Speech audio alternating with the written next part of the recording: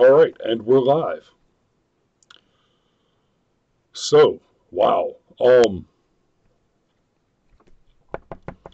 We wanted to get into Julian Assange and his arrest a little bit tonight. We're not going to do. We're probably not going to do a full hour, which is our usual programming run. But I do want to say a few words about Notre Dame because, God, what a loss! What an extraordinary loss! That webcam is whooping your ass over there, isn't it? Yeah, well, I'm not used to dealing with tiny things. Are you used to dealing with adequate things? Nope. Clearly. Um, I mean, holy shit, man. Notre Dame. It's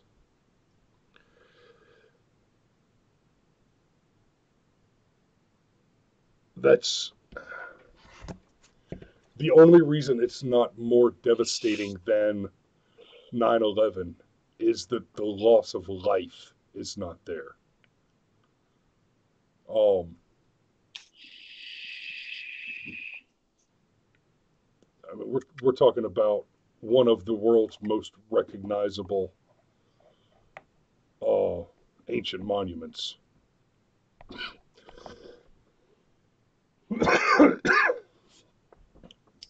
And for it to be that it burned down at the beginning of Holy Week, uh, what a blow to the Catholics. I just my heart goes out to you guys. I don't know what else to say about it. It's a huge loss. It's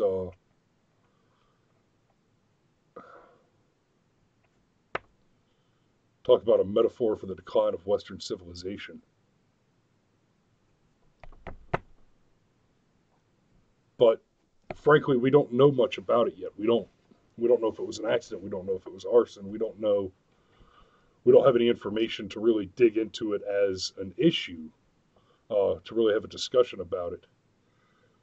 And so we're going to move forward with the original plan, which was to talk a little bit about the arrest of Julian Assange. Um,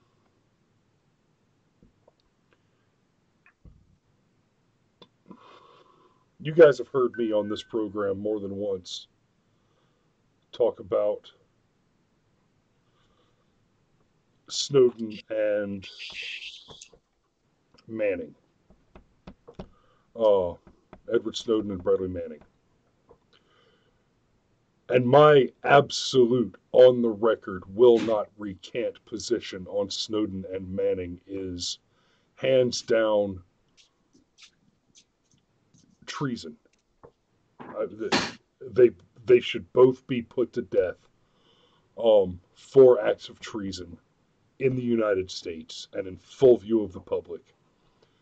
And the execution of these two traitors should be a thing that is celebrated in anniversary with the burning of effigies in perpetuity. Because no matter what it is that you believe about the activities and consequences of Manning and Snowden, it begins with this: they are Americans who swore the oath to uphold the office, who enlisted in the United States military, were burdened with great and glorious responsibility and trust, and betrayed that trust to the enemies of the United States of America for their own personal gain. Chris, Um, I thought Snowden was a contractor. I hate to break you off, but I really thought Snowden was a contractor. okay, let me double check that. But even if I could be wrong there. Um,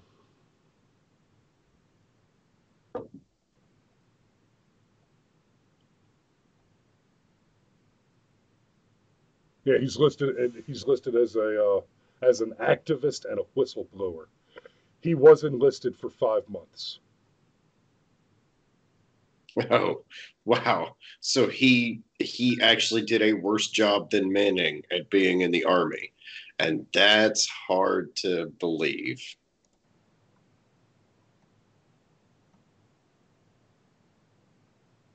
Enlisted as a special forces recruit, but was discharged 4 months after being recruited to special forces. His record indicates he enlisted in the Army Reserve as a special forces recruit, 18 X-ray, 2004. The Army Chief Civilian Spokesman. He did not complete any training or receive any awards. Really, in 5 months? What? I just lost respect for Snowden. I, I have just lost more respect for this stunning piece of human trash. What an absolutely staggering piece of debris he is. But let's get back to the topic. I mentioned the pair of them. Um, I mentioned the pair of them obviously in context with WikiLeaks, with the conversation about Assange, because in the context with WikiLeaks, they both breached U.S. information security, data security, and leaked high-level classified documents to WikiLeaks, which were then published to the detriment of the United States security position. Just like with the Clinton emails, any willful deterioration of the U.S. security posture by a U.S. citizen, especially one who has signed the non-disclosure agreements in full knowledge of what that means, this cannot be tolerated. That Manning was released from a life sentence that should have been a death sentence still makes me nauseous. But Julian Assange is a different creature. Um, and I've had to chew on this. I've had to really chew on this.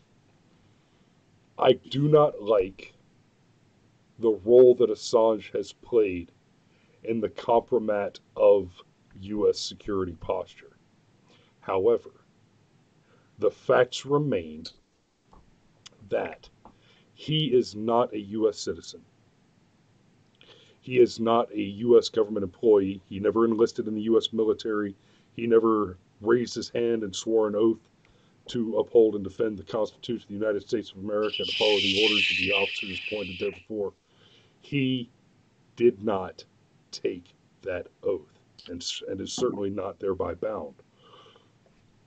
What really sticks in my craw is that the news lines are talking about the United States pursuing criminal matters against Assange.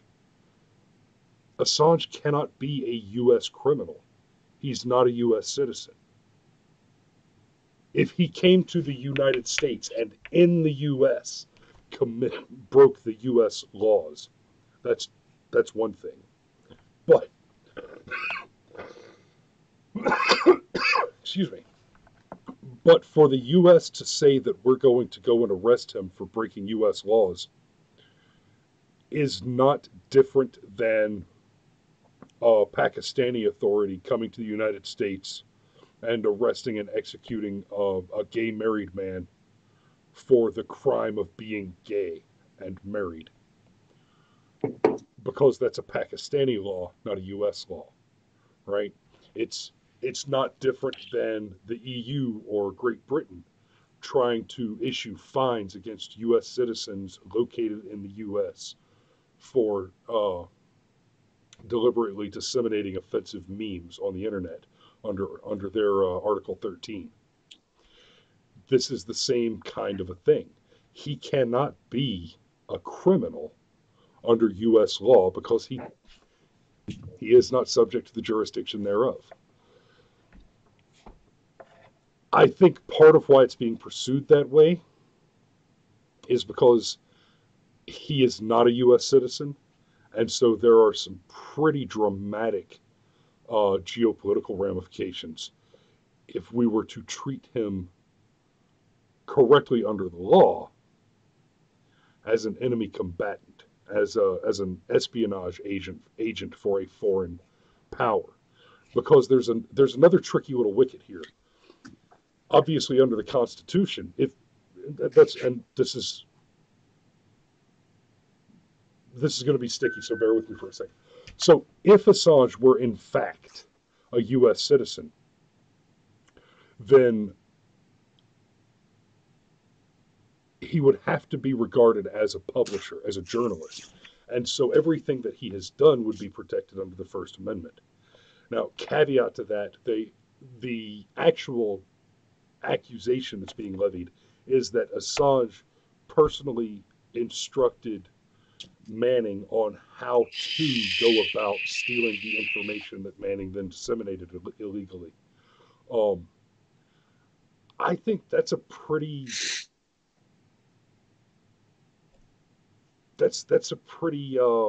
tenuous assertion to make. I don't see how you make that claim and prove it. Um, or rather, I find the expectation that the proof will be forthcoming incredibly dubious. The But if Assange were in fact a U.S. citizen who were thereby subject to the jurisdiction and capable of breaking U.S. laws and being considered a criminal thereunder, then he would be protected by the First Amendment as a journalist, and I should say he would probably fall under the whistleblower rules as well. Now, that said, if we were to treat him as a foreign agent, as a foreign spy, basically, uh, and try to go after him under international espionage claims, then we're making a claim that an Australian citizen has engaged in espionage against the United States. And now we're talking about claiming an act of war committed by a citizen of a foreign ally. That's a big damn deal. Uh, Obviously, my position on this is that the correct answer is to treat Assange like a journalist. And I, I don't even really have a solid understanding of where Assange stands politically. He seems to be a pretty equal opportunity offender. It, the headlines seem to be U.S. heavy, but as far as I can tell, that's only because the United States is more important and therefore more interesting than every other country combined. Largely because the United States is the only country on the planet whose economic collapse would trigger the end of the rest of the planet. Every other country on the planet would cease to exist economically almost overnight if the U.S. fell. Cameron, your camera just went funny on me. Go ahead, brother, while I readjust your camera.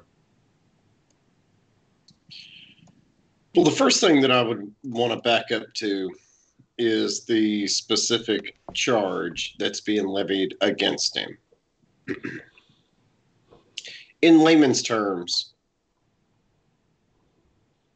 what the U.S. government is accusing Assange of is giving Bradley Manning advice on how to crack passwords.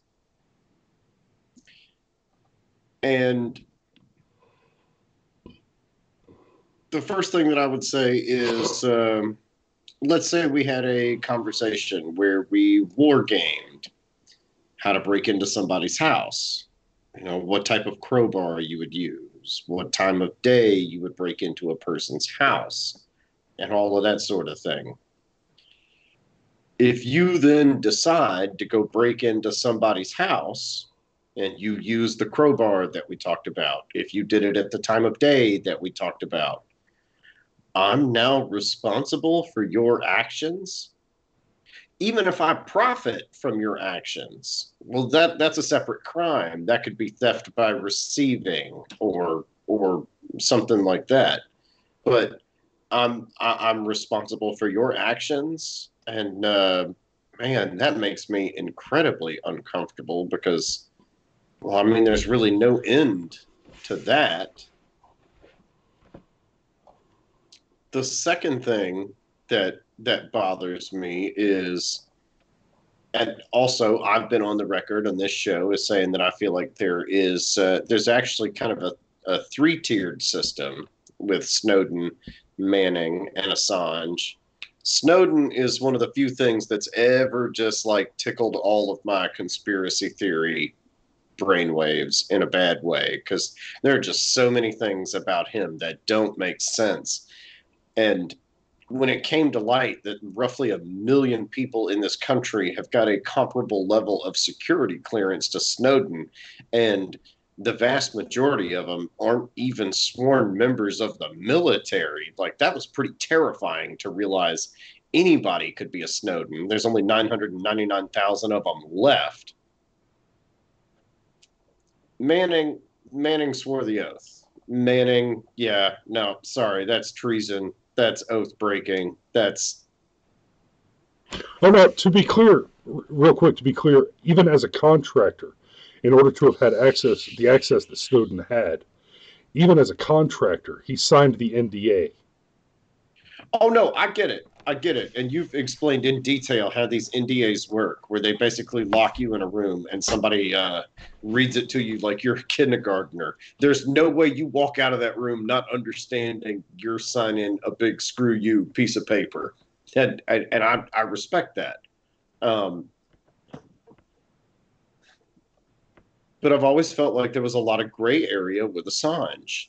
The most important reason being he's not a U.S. citizen. And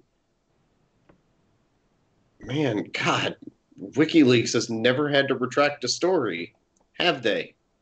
And while we could debate the merits of the redactions on the material that he actually publishes, he does redact information about lower level players in the things that go on. And he's really only interested in frying big fish. And I think it's pretty clear that what's really going on here is that, um, for better or worse, Assange decided I'm going to be the guy that fries the big fish. And he discovered he was really good at it. And this is his punishment for that. And I just want to point out real quick how bizarre it is that we live in a world where, despite personally disliking Assange, I do. I think he's probably an unbelievably arrogant asshole and somebody that's incredibly difficult to deal with. Our Overton window has shifted so far. I view him as infinitely more credible than CNN, MSNBC, ABC, Fox News, whatever. I feel so strongly about this, and I was really shocked by it. I actually called my congressman and told my congressman that I don't want to see Julian Assange do prison time, that I understand that he's actually a fairly repugnant character, and even bearing that in mind, I still don't want to see him do prison time.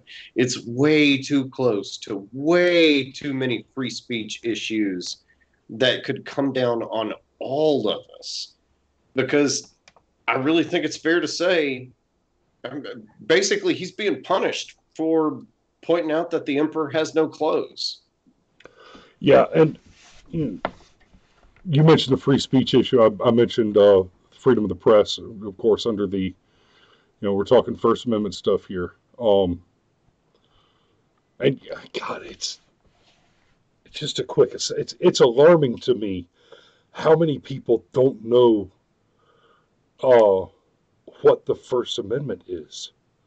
Like people my age can't tell you what the First Amendment covers. God, It's five. There's five, okay? Freedom of speech, press, religion, assembly, petition. Jesus, this is your government.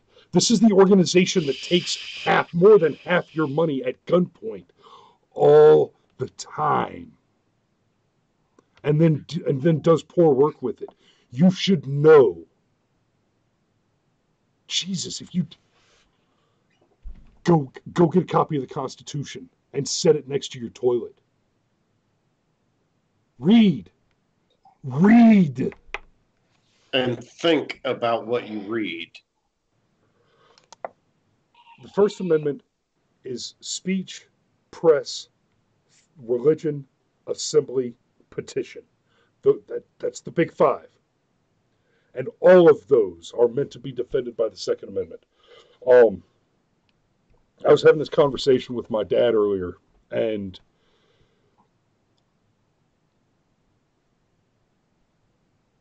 we kind of dug into it. And the way I said it was this: the Constitution was written under the assumption that by the mere fact of being, granted to us by our Creator, is only the right of absolutely unencumbered entity.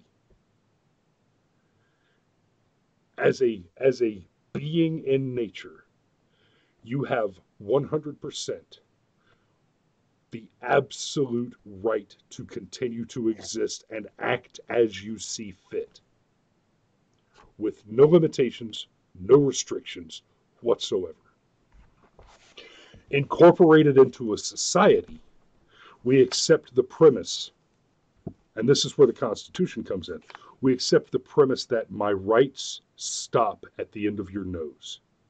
I can stick my fist out all day, but as soon as it hits your face, that's where my rights stop and yours begin.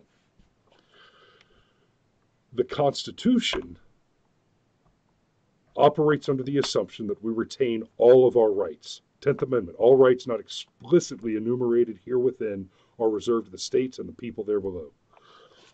The Constitution doesn't just operate under this assumption. It states it explicitly in the 10th Amendment that all the rights that are not here enumerated belong to the states and to the people, or to the people.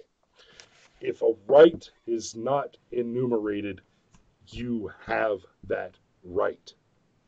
Jordan Peterson brings up, I love Peterson on this. Jordan Peterson says, I'm tired of hearing everybody talk about rights. Why doesn't anybody ever talk about responsibilities? And this is where I went with it with Dad.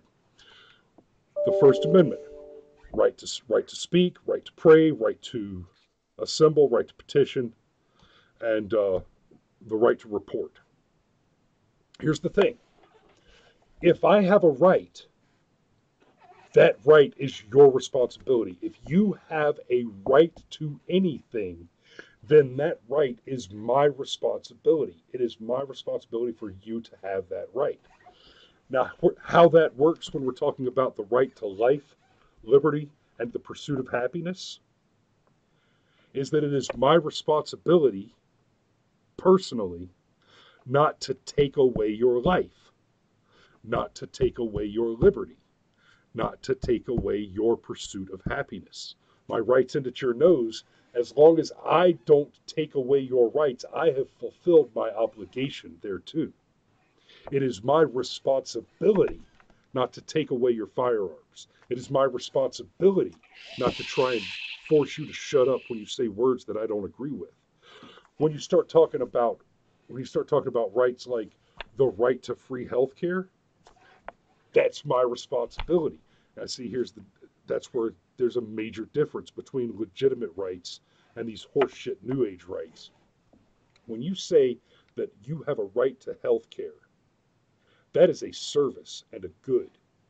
That is a thing which costs money. So for you to have a right to health care is you making a claim on my responsibility. And now suddenly it's my responsibility to provide you with health care. Whereas for you to have the right to speak, my responsibility is to do nothing. is to not interfere with your right. As these rights are enumerated in the Bill of Rights, what we have is an explicit document detailing which rights are not only guaranteed against infringement by the government, but it is the government's responsibility to guarantee them. And so the right to the freedom of the press guarantees to citizens of the United States. So we assume under this construct that I've just outlaid that every person on the planet, all human beings, have these rights as they are enumerated. The enumeration of them as instantiated in the United States Constitution operates with the assumption that it means that those rights are the responsibility of the U.S. government on behalf of its people and its people alone. So there is some concern that trying to argue for Assange to have the freedom of speech, the freedom of the press, that freedom does not exist outside of the United States. There is no place on this planet where an existing government permits its citizens to speak or report freely. That does not exist.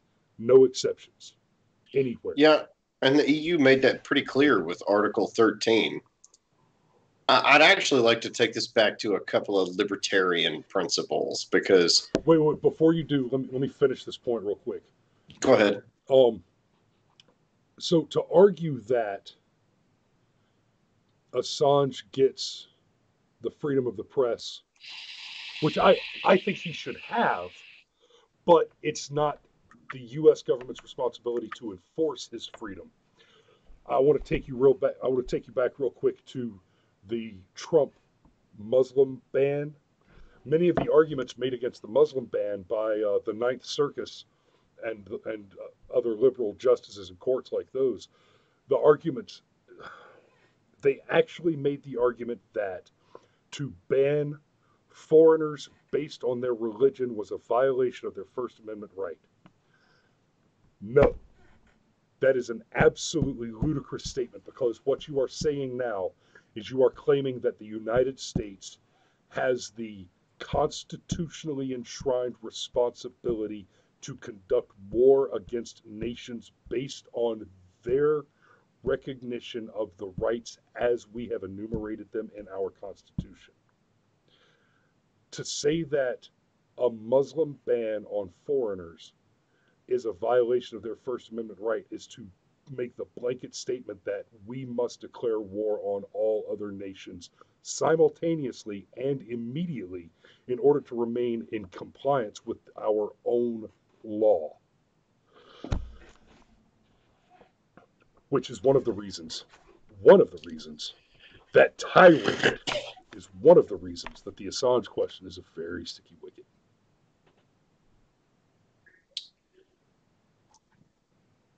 I don't actually think it's that sticky. I think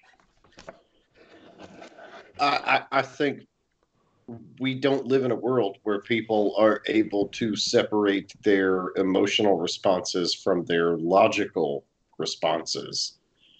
Take somebody like Winston Churchill, you know, a guy who made jokes about drinking champagne with breakfast.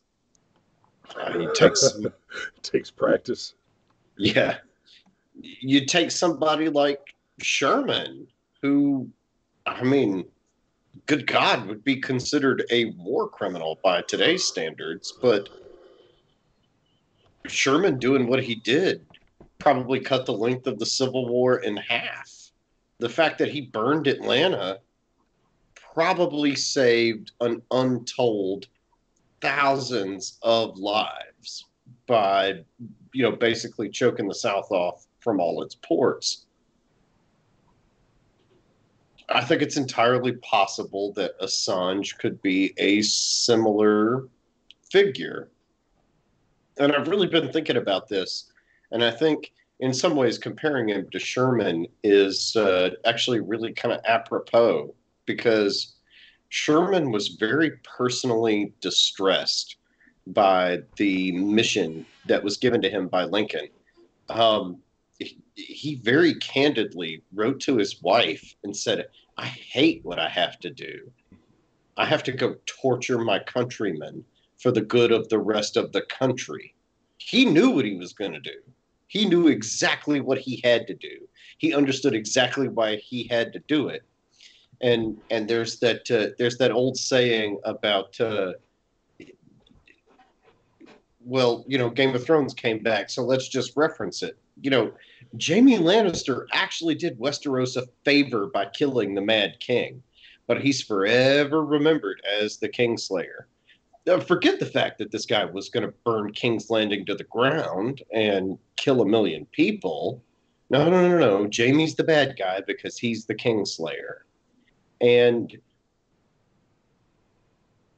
I'm talking about things in archetypical analogies because I think it's very similar to what Assange is. He's kind of a kingslayer. Is he personally a good guy? No. Apparently, he's got STDs and he shares them with every woman that takes their pants off.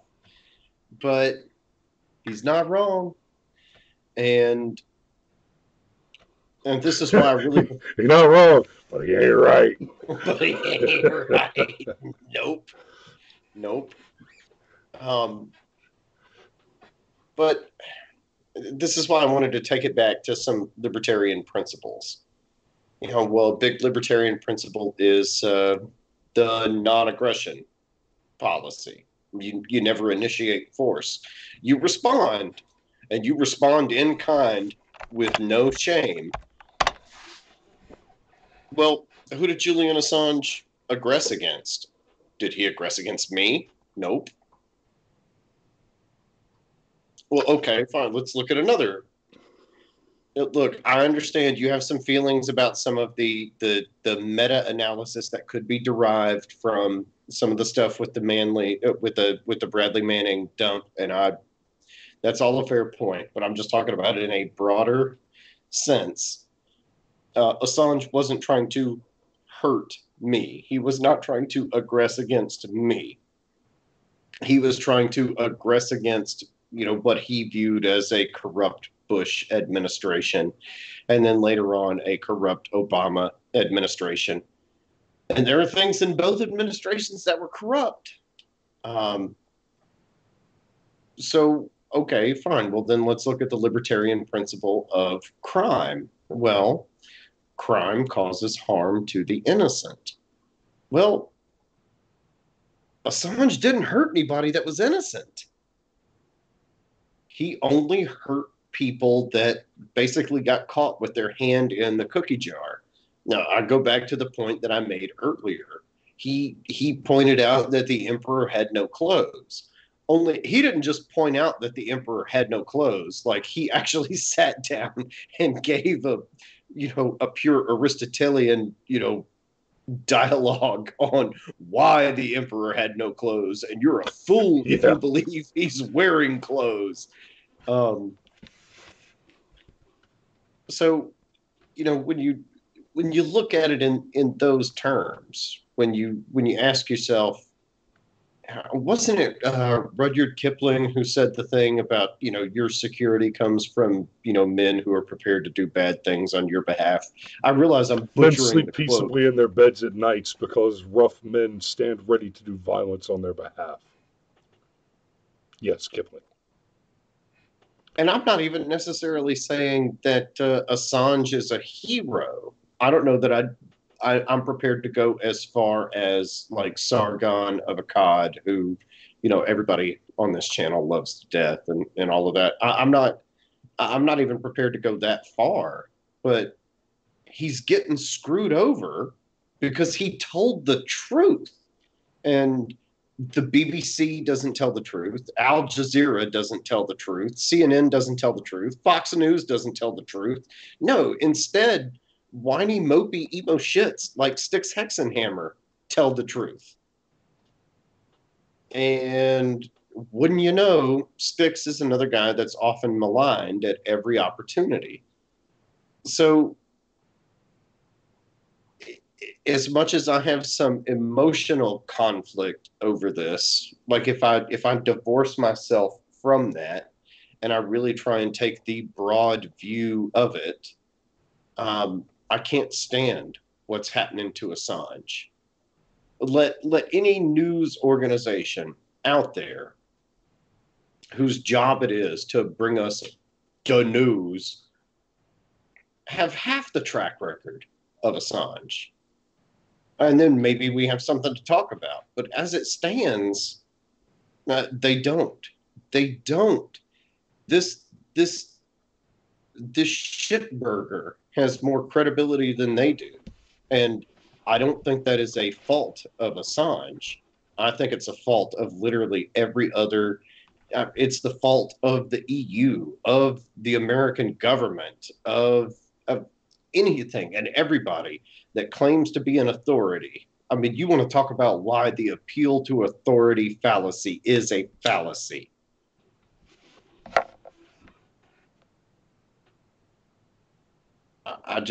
I think it sums it all up. And it is why I called my congressman and I said, I don't want to see Assange do prison time.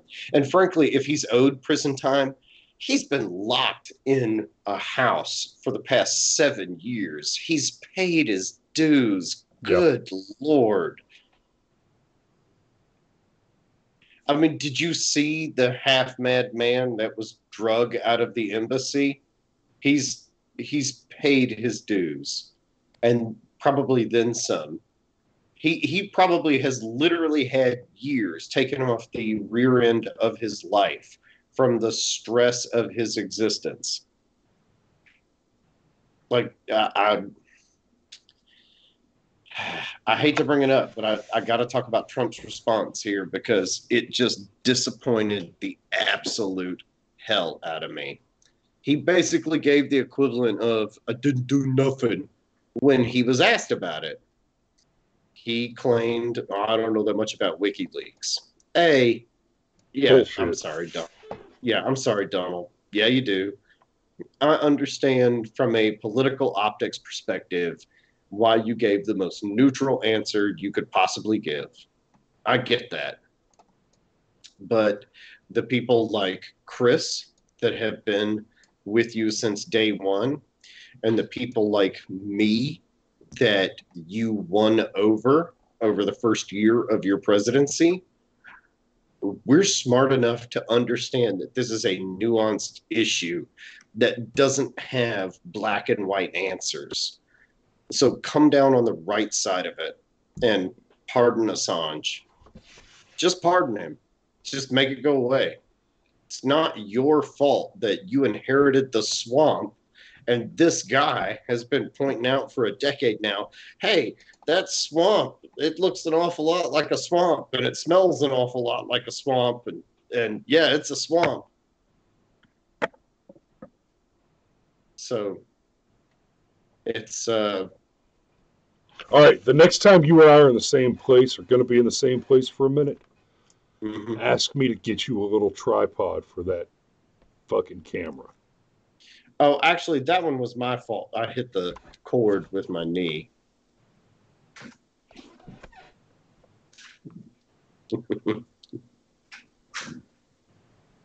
I've got nothing else. I've got nothing else. It's just I wanted to tie this into Clown World with last night because it is freaking Clown World that this arguably nutbag of a character has more credibility than CNN, the original cable news network. Yeah. All right. That's it for tonight. Who knows? We might be back tomorrow. Might not. Live in fear.